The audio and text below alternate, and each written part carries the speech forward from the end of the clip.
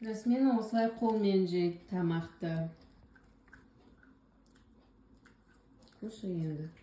Еркелеп кетті. Что это?